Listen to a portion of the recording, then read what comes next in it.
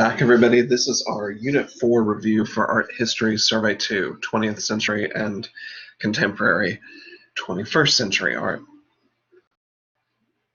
The vocab term to know is the term fauve, which literally translates as wild beasts. This was the style of Henri Matisse and his followers.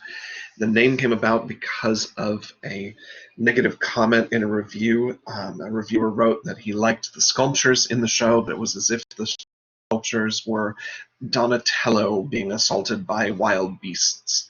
So the name stuck, and it was really meant to evoke the idea of bold use of color for an emotional purpose more so than for a direct, specific representational. Think of it as the style of Georges Rouault. Also a fauve painter, of course. We studied his Old King. And of course, Henri Matisse, Harmony in Red, or The Red Room. Matisse is the dance, and we really looked a lot at the use of complementary color with this piece, the contrast between the orange and the blue. They're opposites on the color wheel. They are complementary colors. They intensify one another. We talked about Matisse's use of the arabesque in this form, the dancers, but we also see the arabesques here in the pattern on the tablecloth that grows into the wallpaper, and the way the shapes of the forms of the trees echo the form in the hair. There's a lot of repetition and movement in these images and simplification of form. So really Matisse is after an honesty from an emotional point of view rather than a direct replication the way a camera would recreate an image. Another expressionist style that we looked at, turning our attention to Germany, was Die Brücke, which translates to English as the bridge. So these were German artists based out of Dresden. They really believed they were the bridge between the natural world and our emotional responses, as well as a bridge into the future. They were ushering in something new. So the leader of the group is Ludwig Kirchner. Other members are Schmidt-Rottluff, Heckel, and Nolde. Specifically, we looked at Kirchner's Street, Dresden, 1908. An image that absolutely is about an emotional and unsettling response to the world. You see that the people have kind of sickly skin tones, frantic hustle and bustle here. There is a level of almost being overwhelmed by the crowd. So it's very much about the modern world. So remember that the members of Die Brücke, as well as the members of Der Blaue Reiter, and also the general expressionist painters working independent of these groups in Germany, were considered to be degenerates by the Nazis. They literally thought them as subhuman, as not somehow intellectually or emotionally stable, and their artwork was considered very, very dangerous and needed to be suppressed by the Nazi party. The other big name for us in Die Brücke is Emil Nolde. Nolde's piece To Know for the Test is part of a triptych. We studied St. Mary of Egypt Among Sinners, but remember it is part of a 3-panel series depicting the life of this saint in a very loose, abstract, expressive, emotional, raw style. That's very much the heart of Die Brücke. So it does look somewhat back to the triptychs of the altarpieces we studied all the way back in Unit 1 in the Renaissance. Der Blaue Reiter is the other big German group movement. It's actually led by an artist who is an immigrant Germany from Russia, Kandinsky. And Kandinsky and the other members, who include Jalinsky, Mack, and Mark, were all interested in exploring abstraction for purely emotional response. And so they really are among the first artists to completely remove the subject in favor of exploring issues of line, shape, color, texture, the formal issues. And we certainly can see that here in the most representative piece of the Blaue Reiter movement, Kandinsky's Improvisation 28. So remember that the group's name translates to English as Blue Rider, and that comes from a painting title by Kandinsky of a blue man riding a blue horse. They even published a magazine that showed their work and explained their ideas and promoted this movement increasingly toward abstraction. We talked a little bit about how this type of painting with sort of automatic responses to your interior impulses has less to do with painting objective reality and more with painting kind of from your imagination or from your subconscious. So some of the images, it's kind of fascinating to think that some of the images here, the nested concentric half circles, these curved lines, the cross-hatching, the spirally kind of vein-like lines, these are very similar to the types of marks that we find all the way back in prehistoric cave art. And so there's a theory that some of the imagery that is being used here could to what we call entoptic images, the images that are spontaneously generated in the brain without a visual impulse, and that these are the same marks that drove making of our cave ancestors.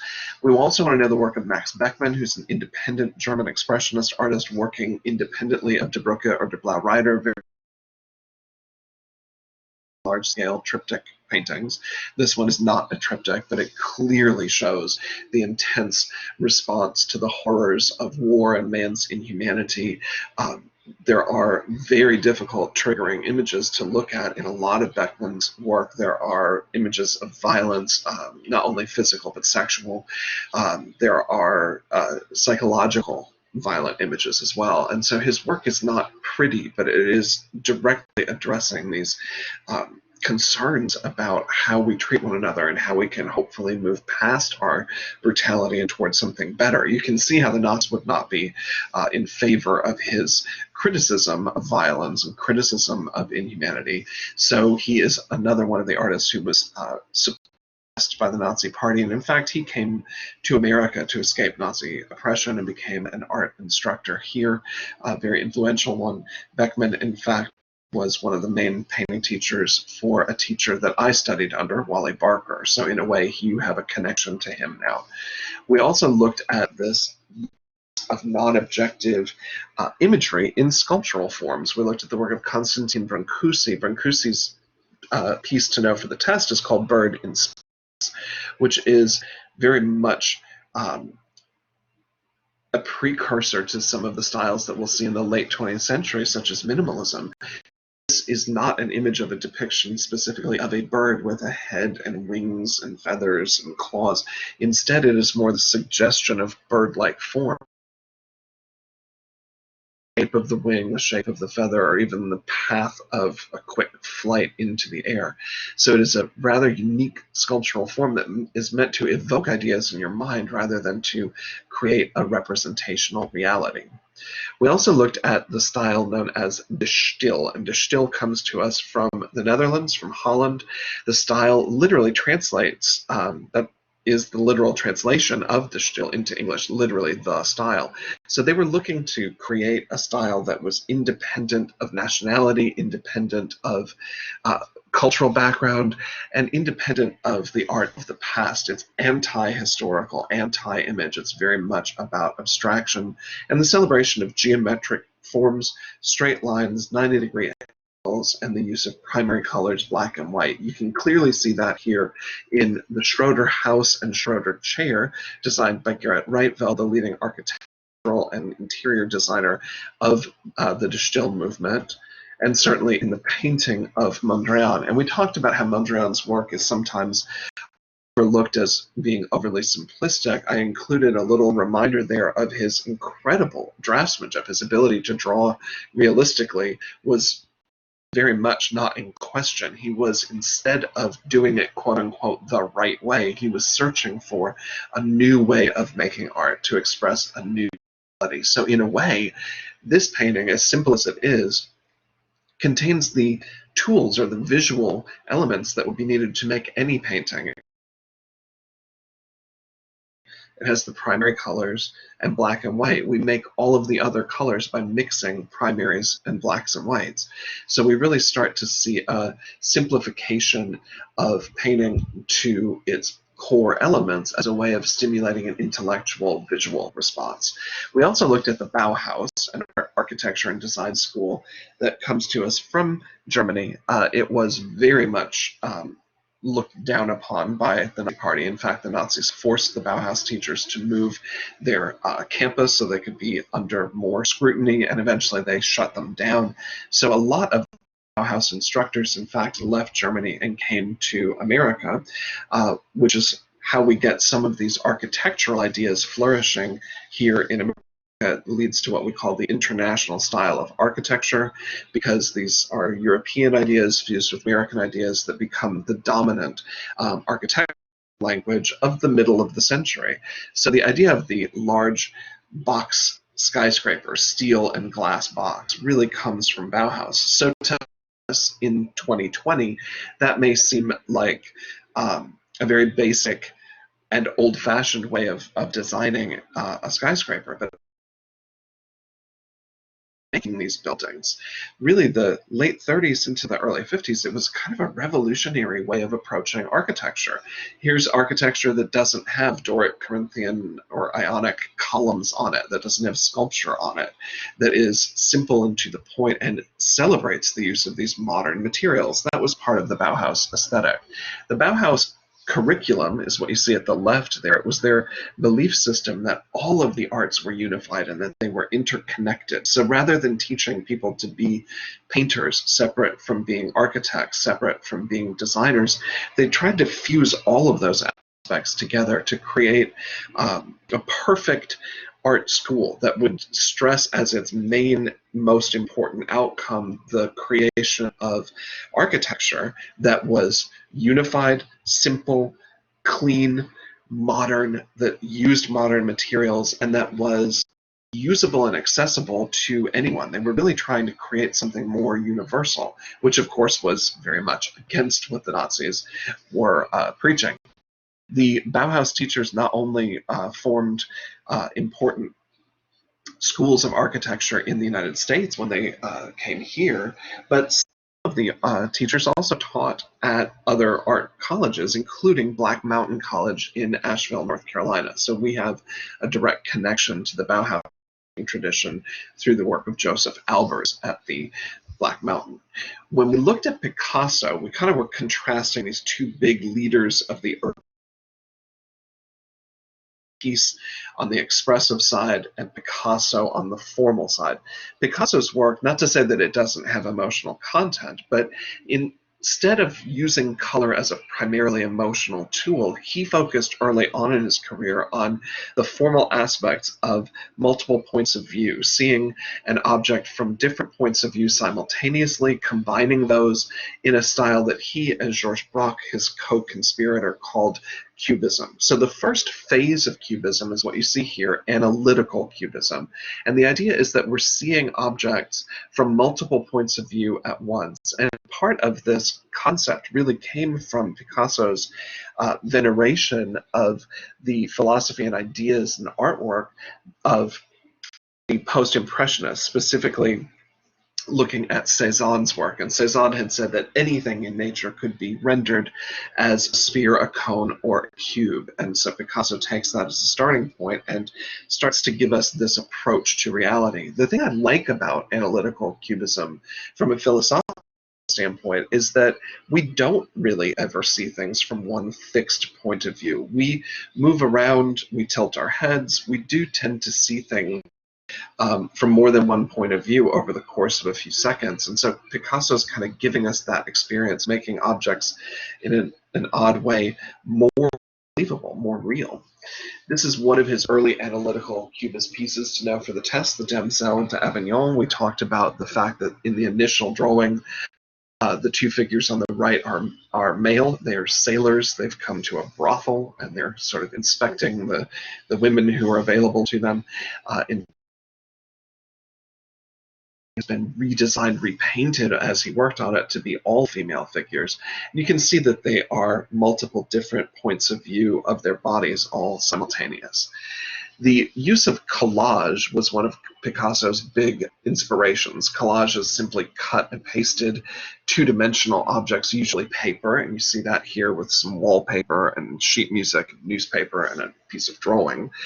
We then see the use of collage inspiring Picasso's second phase of Cubism. And so by about 1912, he starts experimenting with what became known as synthetic Cubism.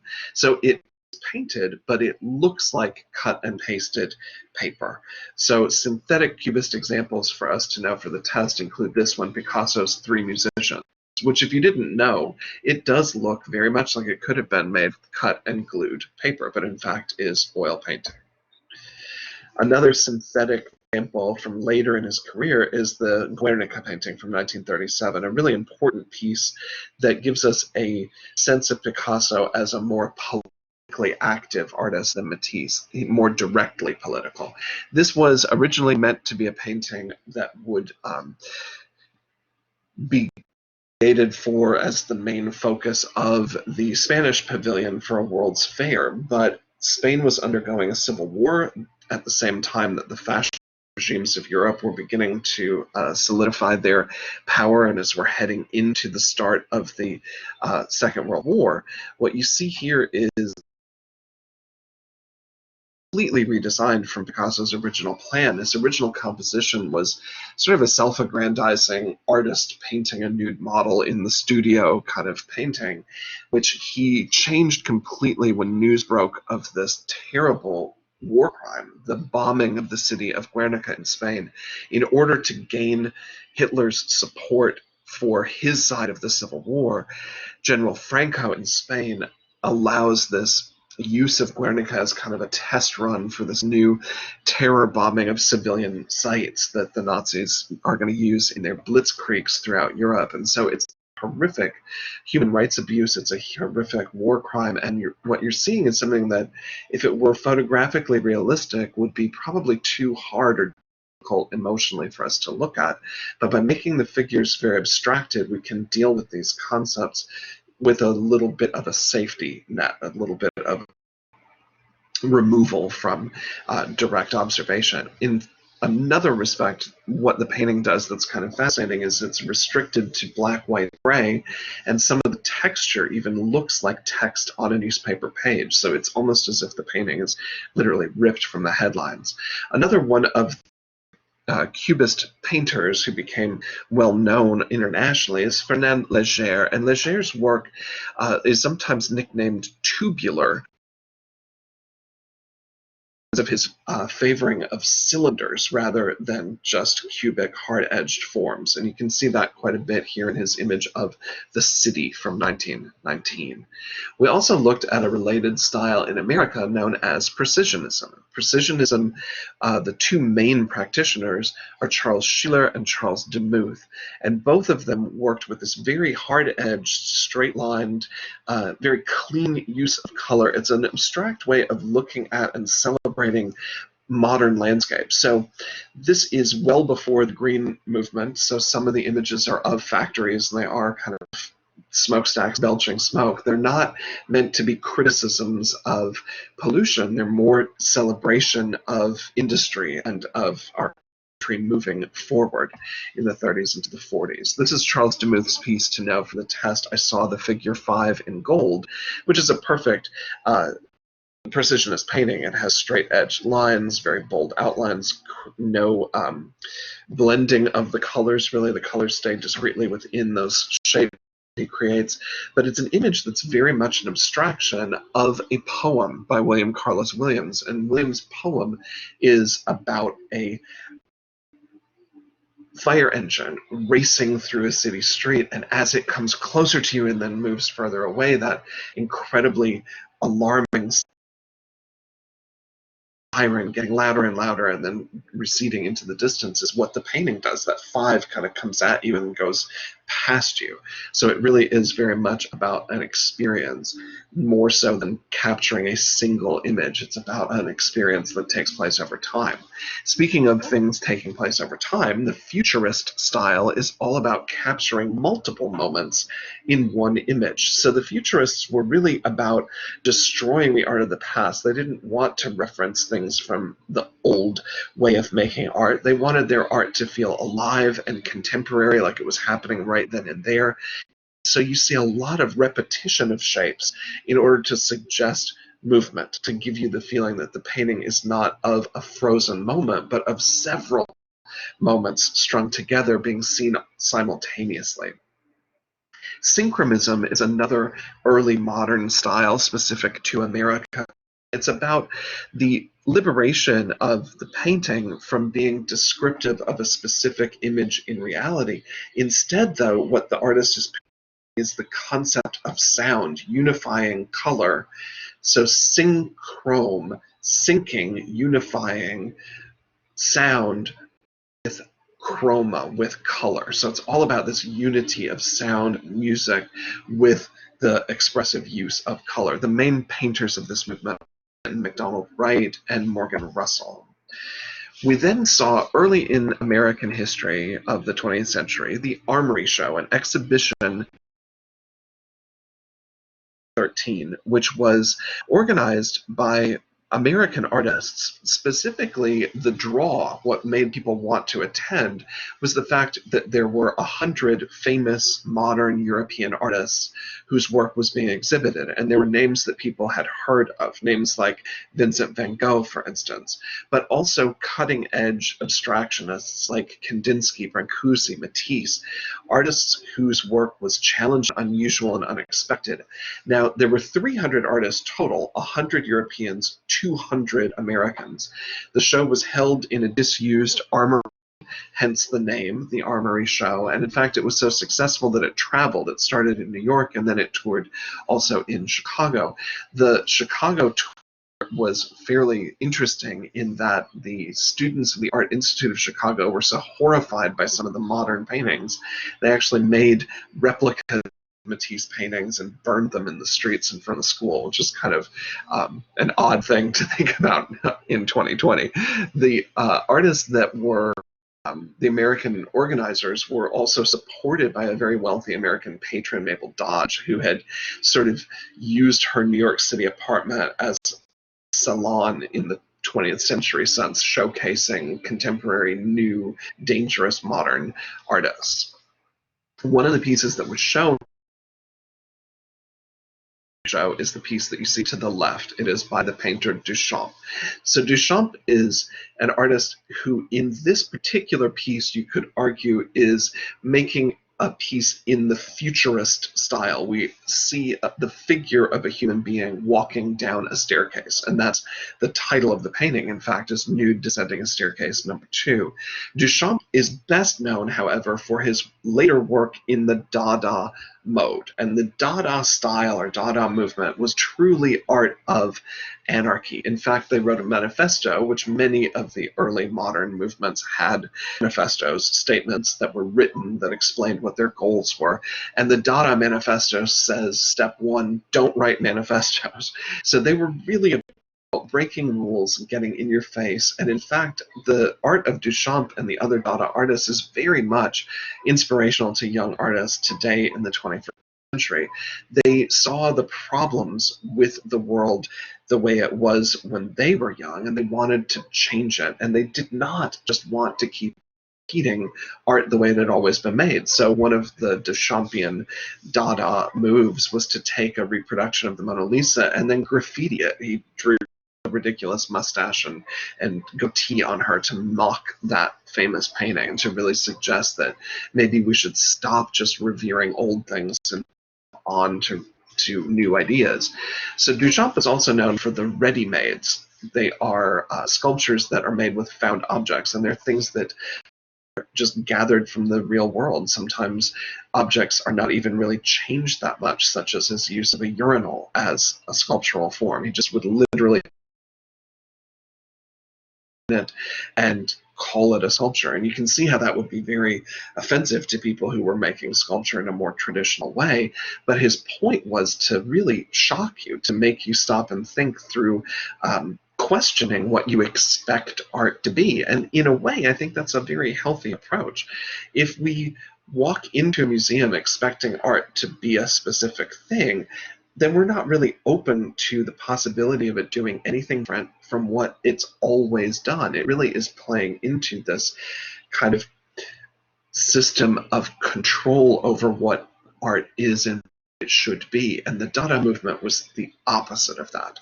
One of the Dada games that the Dada artists and also surrealists really enjoyed was this creating art automatically. It was a game known as the Exquisite Corpse. And in this drawing game, the first artist creates a head, then folds the paper so that a small portion is visible, but most of the image is obscured. The next artist creates the torso, sort of the arms and upper body, then folds the drawing again, and the third artist creates the legs based off a little bit of what they can see of the middle artist's work. So it is a unified image spontaneously generated from three people's imagination. The Exquisite Corpse actually began as a game with words, similar, I suppose. The first player writes article and an adjective, second person writes a noun and a verb, and the third person writes an article, an adjective, and a noun. So an article is just the or a. A noun obviously is a person, place, or thing. A verb is an action word, and an adjective describes a noun.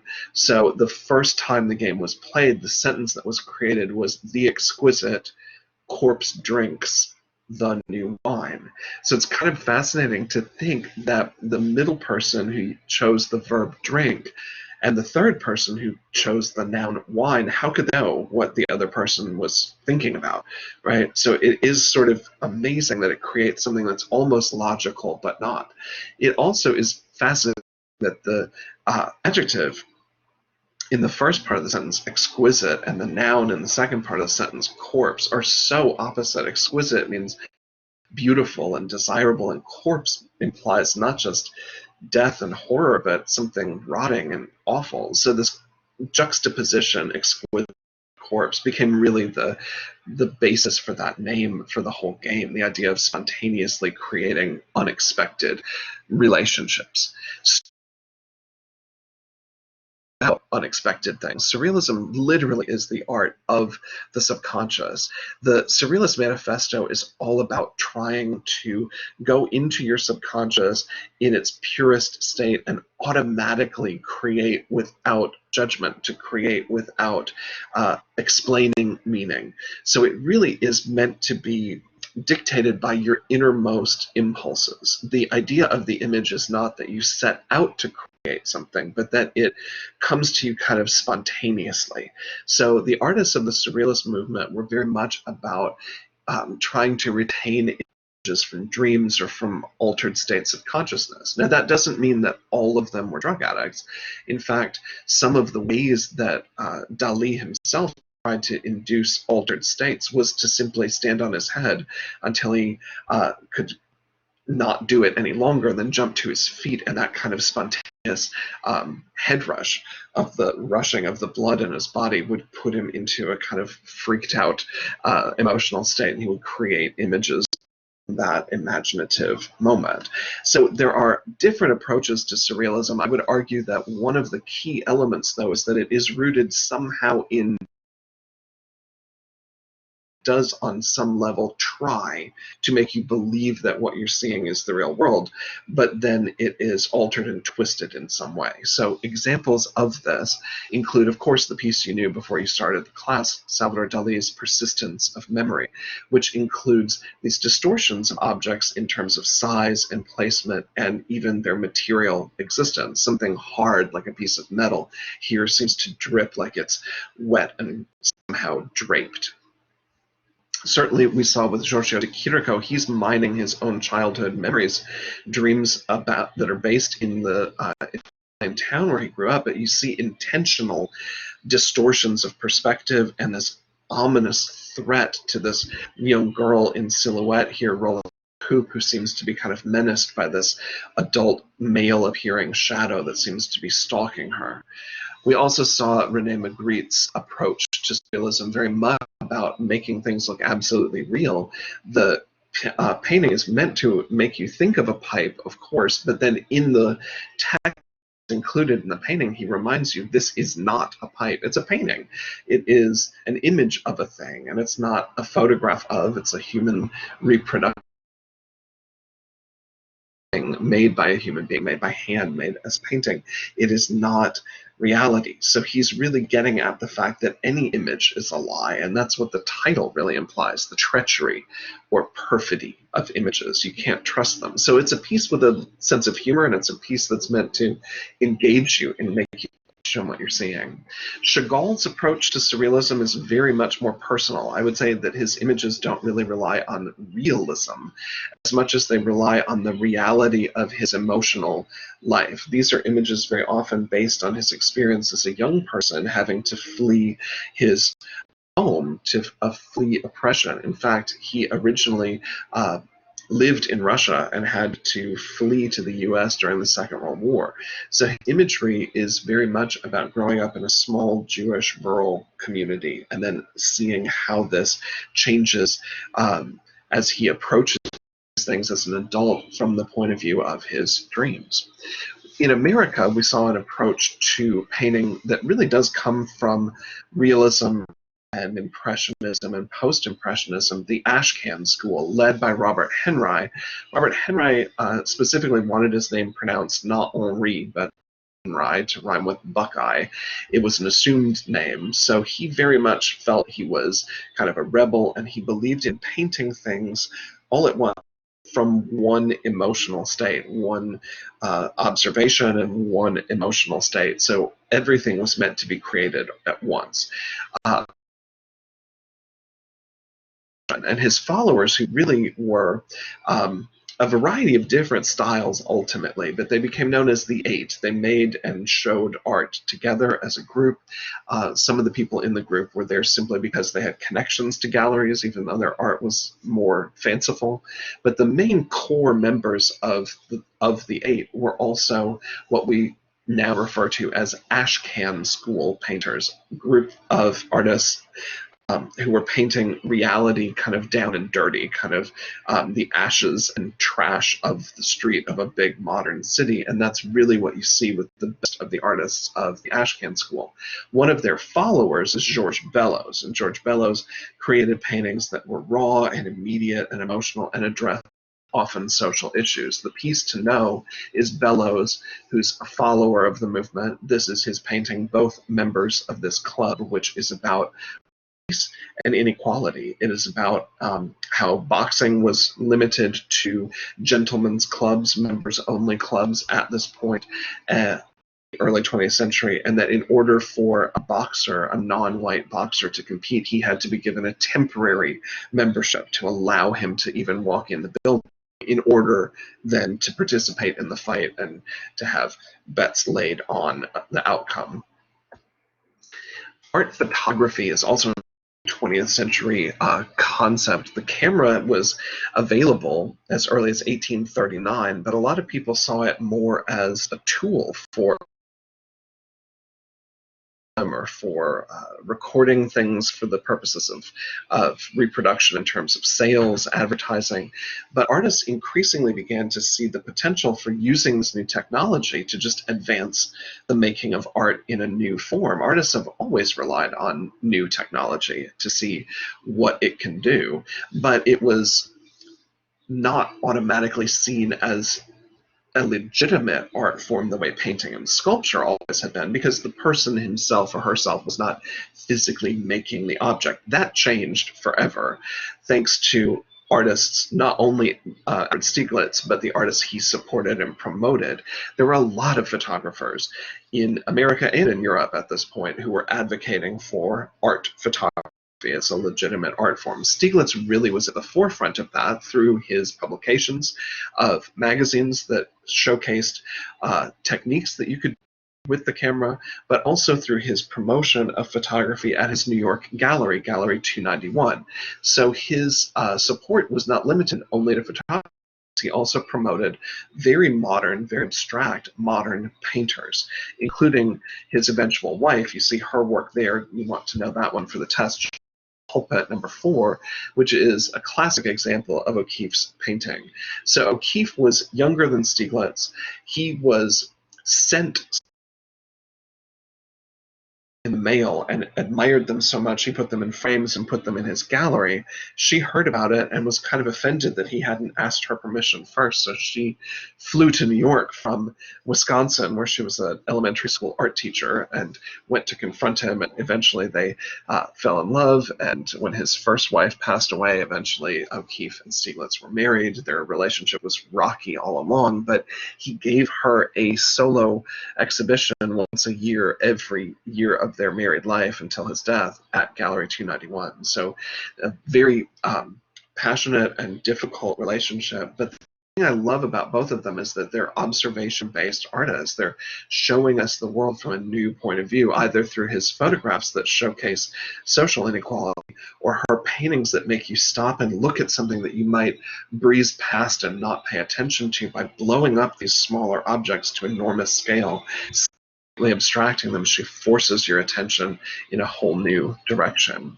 We also saw in the late 20s into the 1930s the rise of the Harlem Renaissance. Now, the Harlem borough or neighborhood in New York had been primarily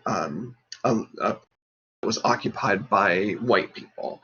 And as they began to be more upwardly mobile and moved on to higher earning jobs, they had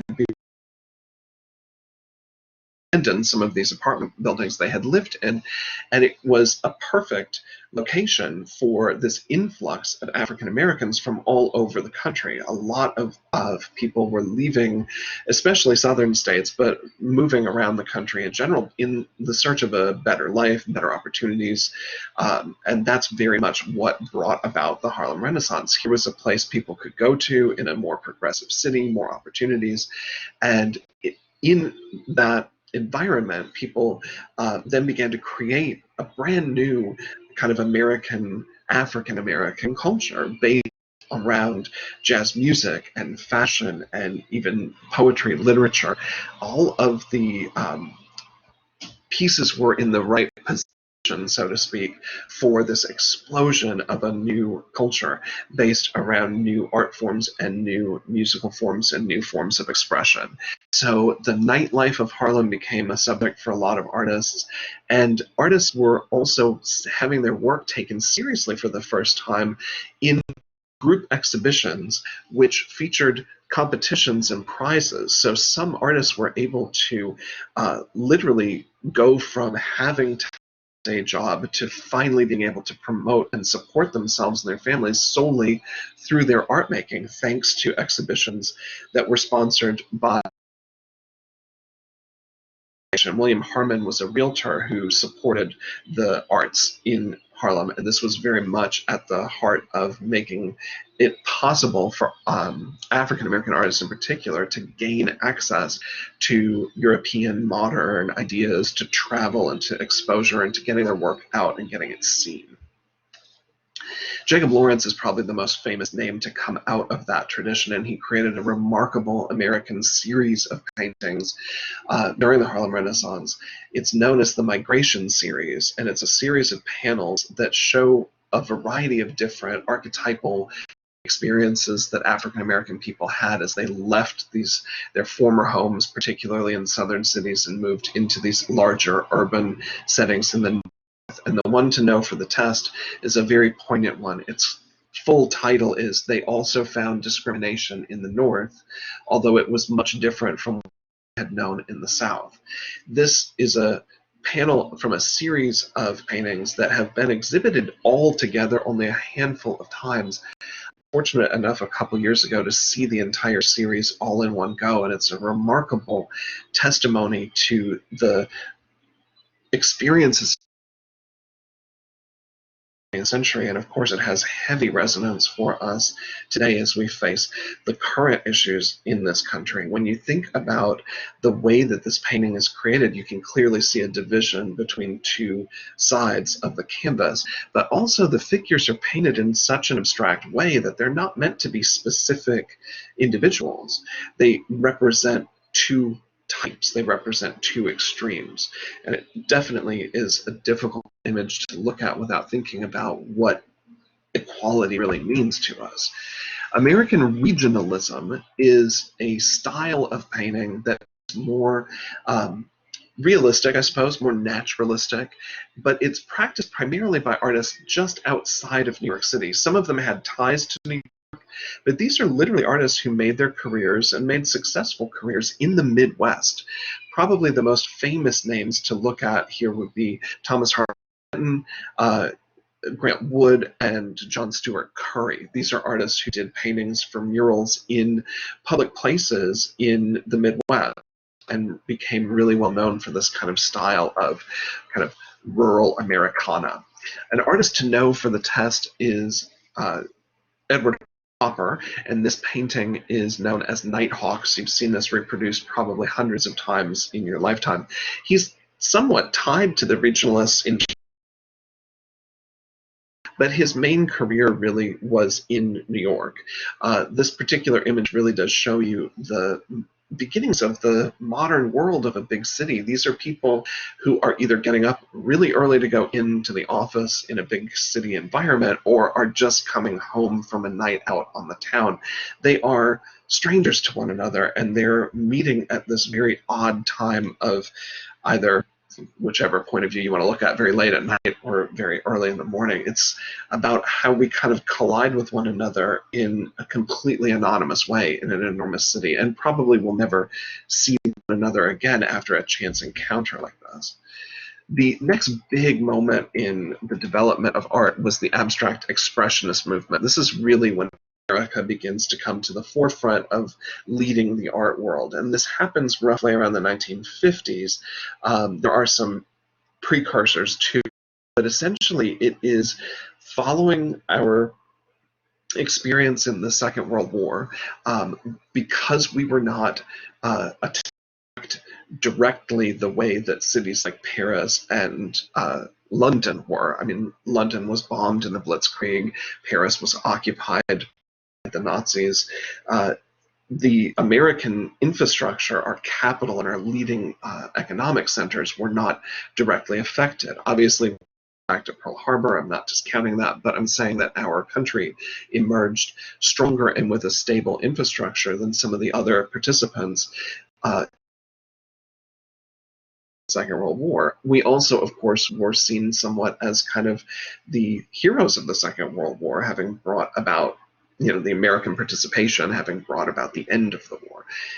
And there's also a lot to debate about how the war ends through the use and threat of further use of nuclear weapons. That kind of chaos and anxiety that was produced there really does push America to sort of the forefront of the world stage.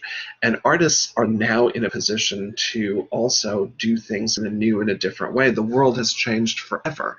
And so why should painting continue to look the way it always has? So the group of artists around Jackson Pollock collectively referred to their work as action painting. It was really the critic Clement Greenberg who gave this movement its name. He called it abstract expressionism, but the participants initially called it action painting. They wanted to make painting about movement of line and shape and color far more than about specific subject matter. And so they did on an enormous scale, paintings that didn't have a traditional single focal point or a representational subject for the most part. And their art was what inspired, really, by the experience a lot of the members of the abstract expressionist movement had during the Great Depression. Many of jobs working to support the work in America of Mexican muralists who had been invited to create murals in this country. So during the Second World War, or during the Great Depression rather, the WPA Works Progress Administration created jobs for a lot of Americans in a lot of walks of life, but including artists. We have a WPA era mural in our post office downtown in Wilmington. So this is the kind of job that artists were able to get in the 30s into the early 40s, and what you're seeing in a way is artists who have had the experience painting on a big scale, now painting on a big scale with a new approach.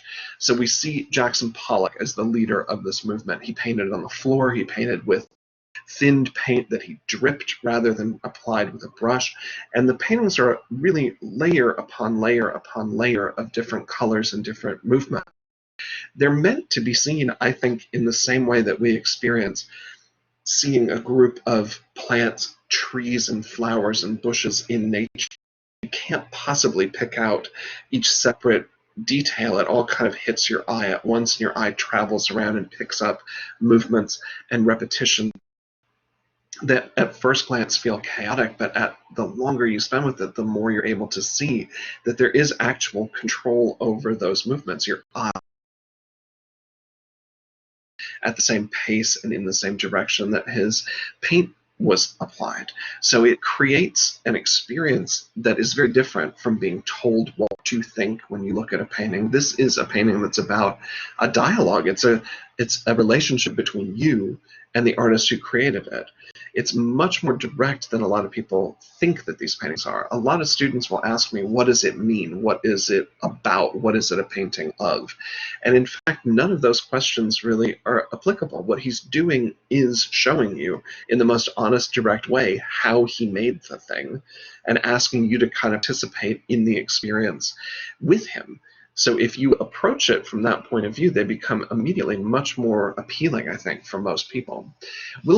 Kooning is one of the most famous of the abstract expressionists who did retain subject matter in his work. Quite obviously, in Woman 1, the main subject is a female form.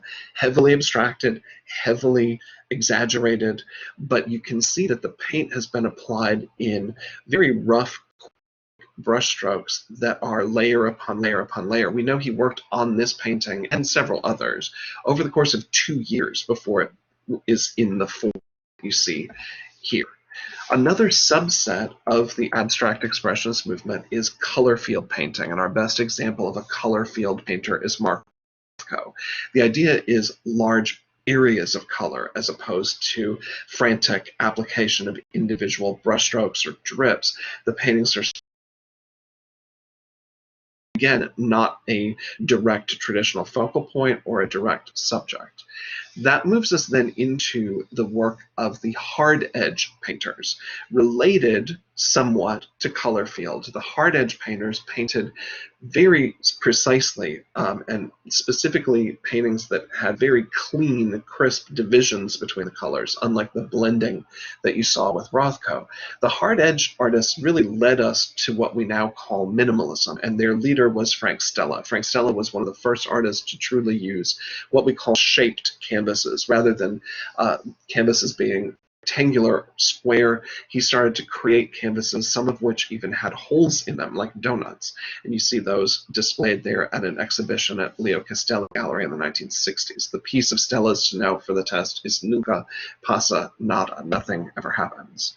The true minimalist movement, though, begins in earnest in the 1960s, and minimalism is a natural extension of what Clement Greenberg, the art critic who supported abstract expressionists, had said art should be. Greenberg believed that there was a progression to modern art, and that getting rid of the subject one step, and then each artist who practiced abstract expressionism did it in his or her own way.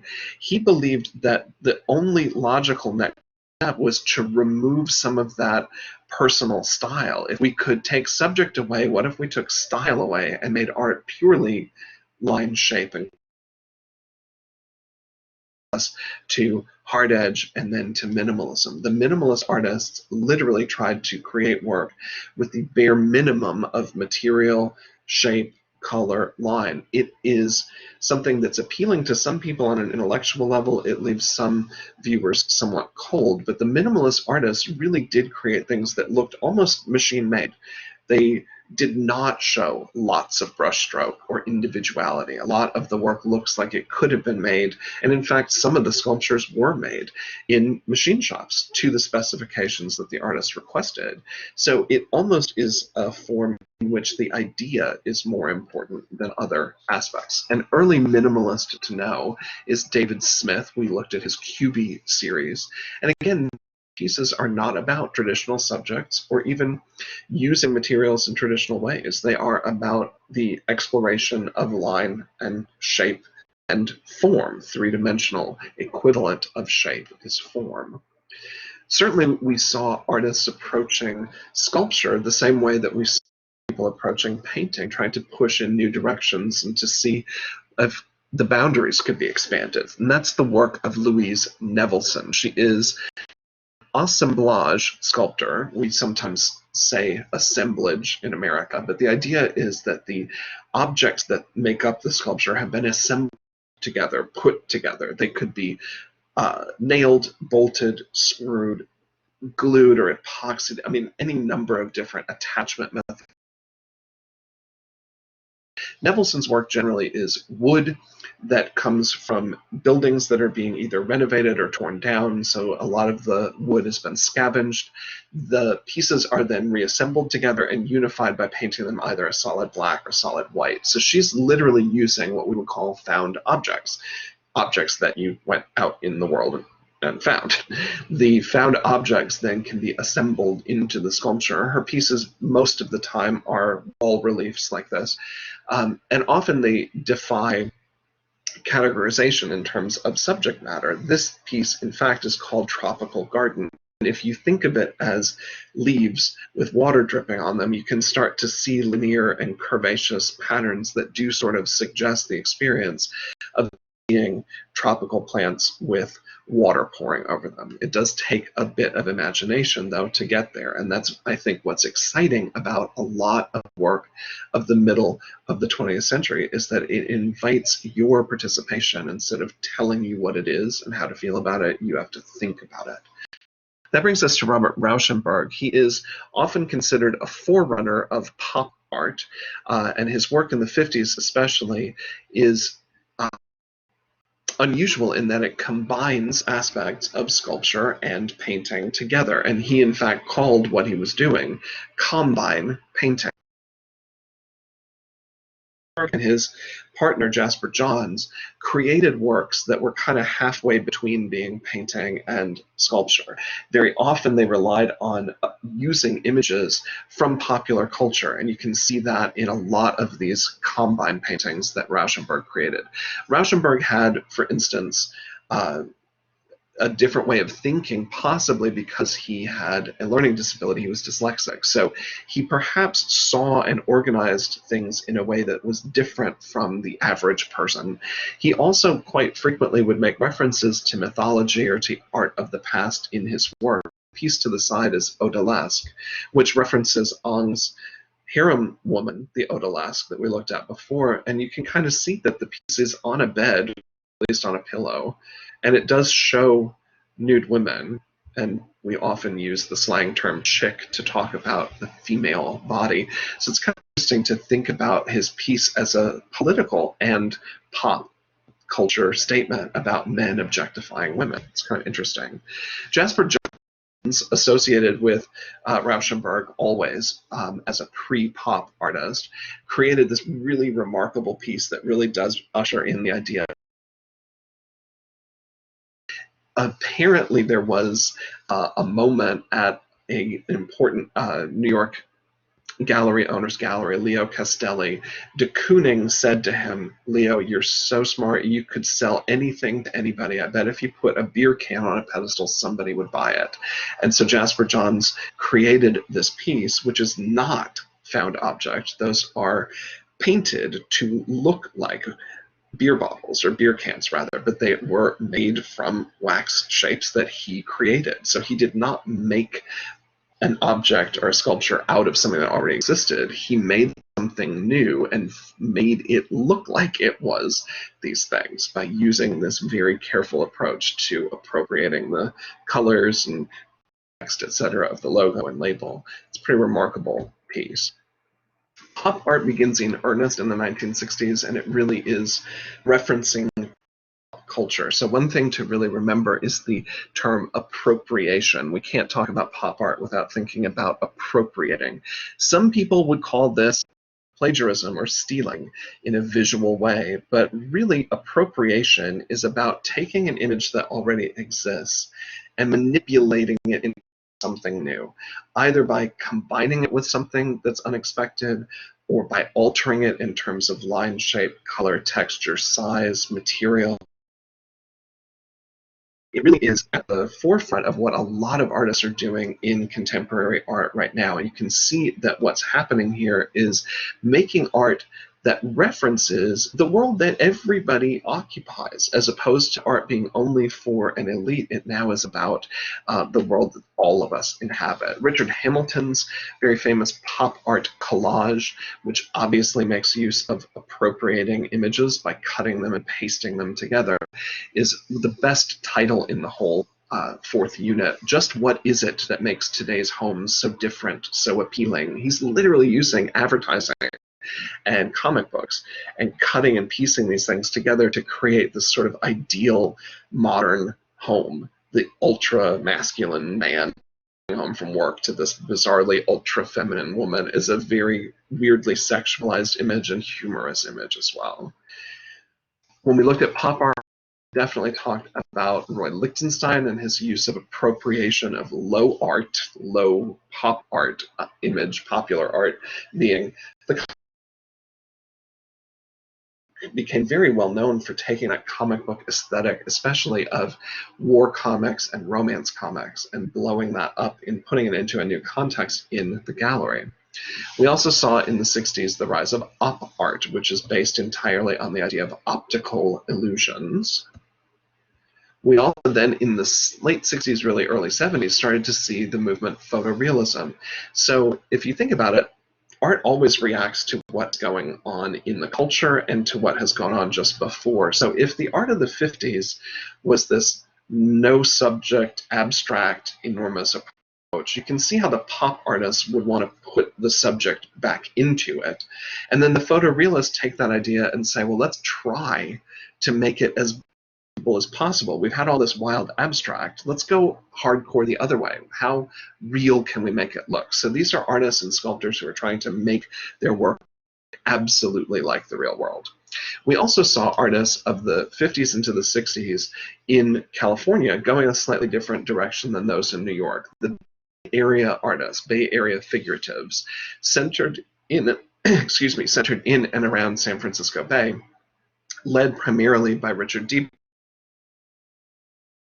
Left, we're using abstract expressionist brushstrokes and layers of color, but specifically retaining subject matter and making their figures essentially proportionate to reality and based on direct observation. When it became acceptable in New York to start putting subject matter back in, these guys went the other way quite frequently and went full abstract, full non-objective. We looked at a couple examples of what we can call neo-expressionism, artists who are using their subjects in a way to express emotional ideas through color and through abstraction in a way that's somewhat similar to what we saw with the Fauves and with De Brugge and Der Blaue Reiter, but now in the second half of the century. We looked at an example by Francis Bacon on the left and Sandro Chia on the right. We also looked at sculpture doing something new and different. What if it wasn't an object that one person could own? What if it wasn't limited to being in a museum or a gallery? What if it was large, made of the earth, and exists? That's the movement of Earthworks.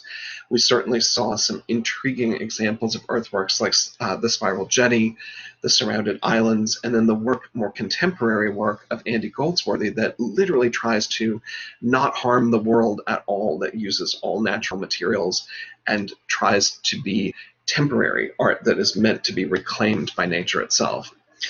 Smithson's Spiral Jetty is the iconic example to remember of the early days of Earthworks, 1970. Later Earthwork artist Christo, working with his wife Jean-Claude, this is Surrounded Islands, Biscayne Bay. Christo just recently passed away after a long career of making large-scale projects, primarily out of that are all temporary. They call your attention to the landscape, and then the piece is removed and recycled. We looked at the later career of Frank Lloyd Wright as well as a transition from modern to postmodern. And this building that he designed, the Guggenheim Museum in New York City, is kind of crazy. It is almost upside down structurally. It's like it gets bigger as it goes up, which seems to defy the laws of physics in some way. And it's round. It's a spiral form instead of rectangular. So we can By the middle of the century, architects are beginning to push into new, strange territory as well. So postmodernism really in earnest begins in the mid 1980s, and it's about a variety of different ideas at once. The postmodernists were carrying on some of the tradition of Dada, art of nonsense, art that's in your face, art that's meant to make you angry. It's also a movement that believes in breaking barriers between sculpture and painting, similar to what we saw Rauschenberg doing with the Combine paintings. And it also is a movement that believes in pulling images, appropriating images, much like the pop artists were doing, from pop culture, but sometimes from low culture. And it also believed in fusing things together that didn't necessarily belong. So an image by a postmodern artist might include a reference to the Baroque painter Caravaggio, and have taxidermied animal parts referencing Rauschenberg, combined with images from advertising from the current day. So things that don't logically go together. We call this postmodern, and it's a lousy term. All it means is after the modern era. So we've been calling art modern like the late 1890s. By the time we hit the 1980s, it starts to sound kind of old to call something modern. What we mean when we say should use the term contemporary, the art of now. So you all have been living in the postmodern era. There is no single unifying style or theory for postmodernism. It is a mishmash of a lot of different ideas. But I think the best way that you can think of it is to relate it to your own experience of life, your own experience in popular culture. We are very accustomed to mixing musical styles. It's kind of rare to have a pop song that doesn't have at least a small section of rap in the middle of a lyric section. That's an idea that really would not have been considered normal by pop musicians of the 70s, for instance. We definitely see fusions of style in clothing people wear on campus. You can see somebody 80s shoes with early 2000s super tight skinny leg jeans with a flannel shirt 90s and a haircut that's at least on the top of the head from the 2000s, but with a shaggy beard that looks like it comes from the 70s. So those are together to create a new thing. That's what postmodernism is really all about visually. And you can see it here in the work of Frank Gehry, the architect who does buildings that are unexpected in that they have curves. They don't have straight lines. They don't conform to the rules. They look sometimes almost like they're falling apart. This is Gehry's Guggenheim Museum in Spain. We also looked at performance art, a category that defies rules in a lot of ways. It's not theater. It's not dance. It's not music. But it is observed by an audience. It does involve physical movement. It often involves sound. It involves an audience, and very often audience participation. It's not really painting or sculpture, although it can involve those materials. Most of the time, a performance piece does not result in the permanent creation of an object. It's more of a visual and emotional experience. The difference, I think, primarily between theater and performance art is that in theater, you have a writer who writes the play. You have the director explaining what they want the performers to do. You have multiple performers participating, collaborating, but still under the direction of a single person. And ultimately, they strive to make the performance the same every time. In performance art, there is no real prediction of how it will go because aspect is there, and it is also quite frequently made by the person who's doing the performance. The person who's the author and director is also the performer, which is a little bit unusual. We certainly saw that with the work of Joseph Beuys in his piece Coyote, in which he lived for several days in a gallery behind a security fence to protect the observers with a wild coyote, and they did actually learn to survive and to get along together. So it is a piece that talks about our difference and our similarity to nature and to animals, our relationship to the world. We also have looked a little bit at video, and this is not like music video or video that's meant to sell you something. It's not like a trailer for a movie. It's the use of video technology, whether that's videotape or digital nowadays, but it can be projected, it can be recorded. It's the use of this tech to do something different. It's kind of like how photography initially struggled to become seen as a visual art. Now the use of the video is being seen as a tool that visual artists could use as well. So it's not creating traditional movies, it's not creating music videos or advertisements. It's creating visual images that move. So that can take on a number of different forms. The person who's making the video art may be in it as a performer, they may not. The video might be projected onto a wall, or it might be shown on a screen that's static. It might be projected onto a three-dimensional object, all to bring about, again, an emotional visual experience. Same thing with light sculpture, or sculpture literally made of light. In this case, a lot of times the artist doesn't make a physical object, but creates an experience by the projection of light into or onto a space or a surface. We also looked at installation sculpture. Now, installation is different from a single sculptural object that standing or on a pedestal or a relief sculpture. The idea here is that it's multiple pieces or multiple objects that alter, change a fully three-dimensional space. And in order to experience, you really have to walk into it, walk around it, and see all of these elements from a multitude of different perspectives. The installation I gave you for the test is the work of Ed and Nancy Keinholz. The piece is entitled The State Hospital. It is a locked ward that you walk up to and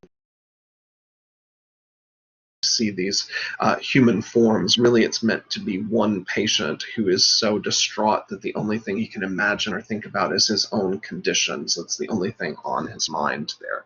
We also looked at conceptual art, art that is truly idea-based. So the concept here is the most important thing. In conceptual art, the artist's idea is more important than a physical object. So it may take the form of words, it may take the form of an experience that takes place over time, something as simple as watching this interior houseplant grow by putting a growth chart behind it. The artist hasn't really made anything, but is forcing you to pay attention to how things change, specifically something you might ignore. There are artists who have paintings that simply have the definition of what would be in them. Like this example here is a painting entitled Red that has a dictionary definition of what the color is. Or this piece, repeated in several different ways, that is a photograph of a real object and a dictionary definition, which draws your attention to the real thing. Is it the word, the image, or the object? So the artist that we most likely recognize is Jenny Holzer. Her series Truisms are statements that can be projected, they can be on LED lights, they can be on marquees, they could be printed, but it's her provocative thoughts, the words themselves, that make the art. Protect me from what I want is a very provocative idea, and that's really at the heart of what conceptual art is. Conceptual art can also include photography, and we see that here in the work of Cindy Sherman. Her concept is to create a series of images that challenge our understanding of the stereotypes, the ideas that we have, our biases about people based on what we see. So she poses as the person in the image, and she presents herself as a variety of different female archetypes or stereotypes. So this farm girl, perhaps, you might have a specific set of feelings about that person based on your own experiences, your own biases.